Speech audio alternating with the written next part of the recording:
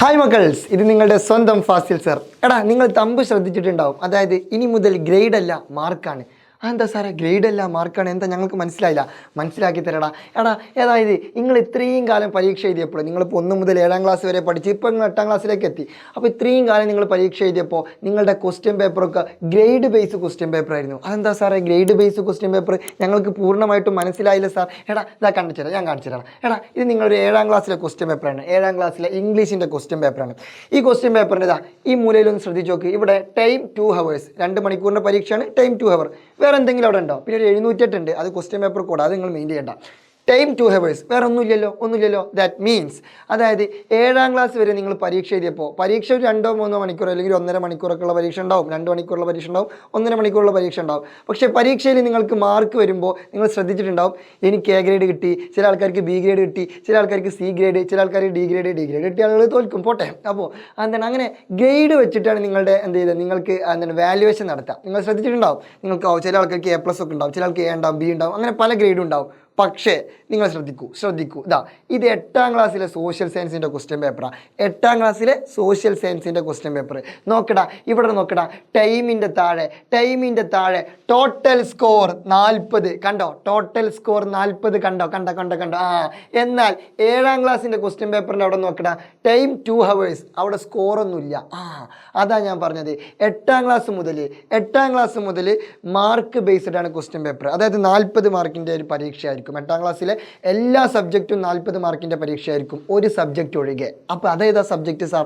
അത് basic സയൻസാണ്. Basic science അല്ലാത്ത ബാക്കിയുള്ള എല്ലാ സബ്ജക്റ്റിൻ്റെയും, അതായത് ഹിന്ദി ആവട്ടെ, ഇംഗ്ലീഷ് ആവട്ടെ, മാത്സ് ആവട്ടെ, സോഷ്യൽ സയൻസ് ആവട്ടെ, എല്ലാ സബ്ജക്റ്റും 40 മാർക്കിൻ്റെ ക്വസ്റ്റ്യൻ പേപ്പർ ആയിരിക്കും. ഇനി നിങ്ങൾക്ക് 40-ൽ 25, 40-ൽ 38, 40-ൽ 12, 40-ൽ 10, 40-ൽ 8, 40-ൽ 36 അങ്ങനെയുള്ള മാർക്കുകളായിരിക്കും ഇനി നിങ്ങൾക്ക് എന്ത് ചെയ്യാം 8ാം ക്ലാസ് മുതൽ കിട്ടുക. അല്ലാതെ A+, B ഗ്രേഡ് അങ്ങനെ ഗ്രേഡ് അല്ല. ഗ്രേഡ് വേറെ ഉണ്ടാവും, പക്ഷേ മാർക്കായിരിക്കും main.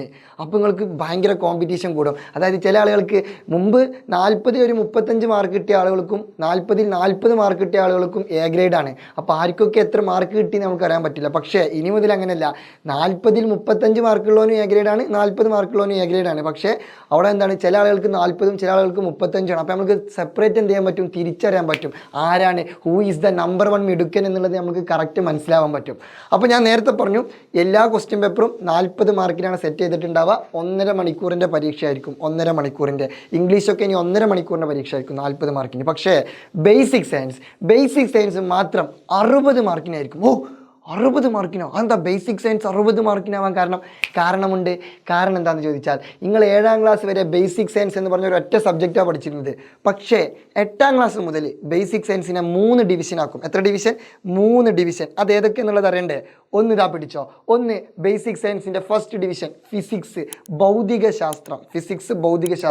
Physics total basic സയൻസിനെ 3 division ആക്കും എന്ന് പറഞ്ഞല്ലോ. ടോട്ടൽ പരീക്ഷ 1.5 മണിക്കൂറായിരിക്കും, 60 മാർക്കിനായിരിക്കും. അതിൽ ഫിസിക്സ് മക്കളെ 20 മാർക്കിന്. ഫിസിക്സ് എത്ര മാർക്കിനായിരിക്കും? 20 മാർക്കിന്. ഇനി അപ്പോൾ ഒന്നാമത്തെ ഡിവിഷനായിട്ടുള്ള ഫിസിക്സ് 20 മാർക്കിനായിരിക്കും. ഇനി രണ്ടാമത്തെ ഡിവിഷനായിട്ടുള്ള കെമിസ്ട്രി. ഇത് ചില ആളുകൾ കെമിസ്ട്രി എന്നൊക്കെ വായിക്കൂട്ടോ, പക്ഷേ നമ്മൾ കെമിസ്ട്രി എന്ന് വായിച്ചാൽ മതി. രസതന്ത്രം, മലയാളം രസതന്ത്രമാണ്. ഓക്കെ, ഇതും 20 മാർക്കിന്. അപ്പോൾ നേരത്തെ ഫിസിക്സ് 20 മാർക്കിന്, ഇപ്പോൾ കെമിസ്ട്രിയും 20 മാർക്കിന്. ഇനി അടുത്തത് നമ്മളെ സബ്ജക്റ്റ്, നമ്മളെ സ്വന്തം സബ്ജക്റ്റ്, നമ്മളെ ജീവവായു സബ്ജക്റ്റ്, ബയോളജി, ജീവശാസ്ത്രം. ബയോളജിയും 20 മാർക്കിന്. അപ്പോൾ ബേസിക് സയൻസ് എന്ന് പറയുന്നതിനെ 3 ഡിവിഷൻ ആക്കാം. ടോട്ടൽ 60 മാർക്കിനാണ്. അതിൽ ഫിസിക്സ് 20, കെമിസ്ട്രി 20, ബയോളജി 20, അങ്ങനെ ടോട്ടൽ 20 + 20 + 20 = 60 മാർക്കിനാണ് പരീക്ഷ ഉണ്ടാവുക. ഇത് 3ഉം, ഈ ഫിസിക്സും കെമിസ്ട്രിയും ബയോളജിയും 3ൻ്റെയും ക്വസ്റ്റ്യൻ പേപ്പർ ഒരൊറ്റ ക്വസ്റ്റ്യൻ പേപ്പറിലേക്ക് വെക്കും. അതായത് ബേസിക് സയൻസിന് 3 ഡിവിഷൻ ഉണ്ടാവും. ആദ്യം നിങ്ങൾ എന്ത് ചെയ്യുമെന്ന് അറിയോ? ബേസിക് സയൻസിൻ്റെ ഒരു ക്വസ്റ്റ്യൻ പേപ്പർ മൊത്തം നിങ്ങളെ കയ്യിൽ തരും. എന്നിട്ട് നിങ്ങൾ എന്ത് ചെയ്യണമെന്ന് അറിയോ? ആദ്യത്തെ 20 മിനിറ്റിൽ ഫിസിക്സ് എഴുതണം. എന്നിട്ട് ആ ഫിസിക്സ് എഴുതി കഴിഞ്ഞിട്ട് 20 മിനിറ്റ് നിങ്ങളെ പേപ്പർ വാങ്ങിക്കും. എന്നിട്ട് ആ പേപ്പർ കൊടുക്കും. എന്നിട്ട് പകരം പുതിയൊരു പേപ്പർ നിങ്ങൾക്ക് തരും. പിന്നത്തെ 20 മിനിറ്റ് നിങ്ങൾ കെമിസ്ട്രി എഴുതണം. എന്നിട്ട് എന്ത് ചെയ്യണം? 20 മിനിറ്റ് കഴിഞ്ഞാൽ ആ പേപ്പർ വീണ്ടും അവർ വാങ്ങിക്കും. എന്നിട്ട് പിന്നത്തെ 20 മിനിറ്റ് നിങ്ങൾ എന്ത് ചെയ്യും? ബയോളജി എഴുതണം, അല്ലെങ്കിൽ ജീവശാസ്ത്രം എഴുതണം. അതൊക്കെ നിങ്ങൾക്ക് പതിയെ മനസ്സിലാവും, നിങ്ങൾ പേടിക്കൊന്നും വേണ്ട. അപ്പോൾ ഞാൻ ചുരുക്കി പറയുന്നത് എന്താ വെച്ചാൽ, ഇനി മുതൽ ഗ്രേഡ് അല്ല മാർക്കാണ്.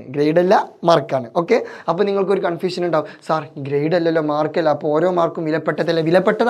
ഓരോ മാർക്കും വിലപ്പെട്ടതാണ്. അപ്പോൾ ഇനി ഞങ്ങൾ എന്ത് ചെയ്യും? പ്രശ്നമാണല്ലോ. നിങ്ങൾ പ്രശ്നമില്ല, നിങ്ങൾ ടെൻഷൻ അടിക്കണ്ട. നോ വറി, നോ പേടി, നോ ടെൻഷൻ. നമ്മളുണ്ട് കൂടെ, നമ്മളുണ്ട്. നിങ്ങൾ അതിനെന്ത് ചെയ്യാന്നറിയോ? ഒരു രണ്ട് കാര്യം നമ്മൾക്ക് വേണ്ടി ചെയ്യാം. ഞാൻ വെറുതെ പറയുന്നതല്ല, സീരിയസ് ആയിട്ട് പറയുന്നത്. രണ്ട് കാര്യങ്ങൾ ചെയ്യാം. ഒന്നിതാ, നമ്മളെ കമ്മ്യൂണിറ്റി ഗ്രൂപ്പിൽ ജോയിൻ ചെയ്യുക. നമ്മളെ കമ്മ്യൂണിറ്റി ഗ്രൂപ്പിൽ ജോയിൻ ചെയ്ത് കഴിഞ്ഞാൽ എങ്ങനെയൊക്കെ പഠിക്കണം, ഏതൊക്കെ രീതിയിൽ പഠിക്കണം, എന്തൊക്കെ കാര്യങ്ങൾ പഠിക്കണം, എന്തൊക്കെ ഉടായ്പകൾ പഠിച്ചാൽ നമുക്ക് നല്ല മാർക്ക് സ്കോർ ചെയ്യാം, 40 മാർക്ക് വാങ്ങിക്കാം എന്നുള്ള കാര്യങ്ങളൊക്കെ, കളികൾ, ചില എല്ലാ പഠന സംബന്ധമായിട്ട് എല്ലാ കാര്യങ്ങളും നമ്മൾ എന്ത് ചെയ്യും, നമ്മളെ കമ്മ്യൂണിറ്റി ഗ്രൂപ്പിൽ ഡിസ്കസ് ചെയ്യും. പ്ലസ് നമ്മൾക്ക് എന്ത് ചെയ്യും, പഠനം മാത്രം പോരല്ലോ, പഠനത്തിൻ്റെ ഒപ്പം എന്ത് വേണം, കളിച്ചിരിയും കൂടി വേണം. ആ കളിച്ചിരിയുമായി ബന്ധപ്പെട്ട പല എലമെൻറ്റുകളും എന്ത് ചെയ്യും, നമ്മൾ ഈ ഗ്രൂപ്പിൽ ചർച്ച ചെയ്യും. അങ്ങനെ ഒരു ആകത്തുക ഒരു ക്ലാസ് വൈബുള്ള ഒരു ഗ്രൂപ്പാക്കിയാണ്ട് നമ്മളിതിനെ സെറ്റ് ചെയ്യും. അതിന് ആദ്യം വേണ്ടതെന്ന് വെച്ചാൽ നിങ്ങളെല്ലാവരും ആ ഗ്രൂപ്പിലേക്ക് എത്തുക എന്നുള്ളതാണ്. എന്നാലേ നമുക്ക് എന്തൊരു രസകരമായിട്ട് മുന്നോട്ട് പോകാൻ പറ്റുള്ളൂ. സോ നിങ്ങൾ എന്ത് ചെയ്യണം, മസ്റ്റായിട്ട് നമ്മളെ കമ്മ്യൂണിറ്റി ഗ്രൂപ്പിൽ ജോയിൻ ചെയ്യണം. കമ്മ്യൂണിറ്റി ഗ്രൂപ്പിൻ്റെ ലിങ്ക് എവിടെ നിന്ന് കിട്ടും സാറേ? ഈ വീഡിയോൻ്റെ താഴെ ഡിസ്ക്രിപ്ഷനിൽ കൊടുത്തിട്ടുണ്ട്. വേഗം ഇപ്പം തന്നെ വീഡിയോ പോസ്റ്റ് ചെയ്ത് കണ്ട് എന്ത് ചെയ്യുക, വേഗം എന്ത് ചെയ്യുക, കമ്മ്യൂണിറ്റി ഗ്രൂപ്പിൽ ജോയിൻ ചെയ്തിട്ട് നിങ്ങൾ നമ്മളുടെ ഭാഗമാവുക.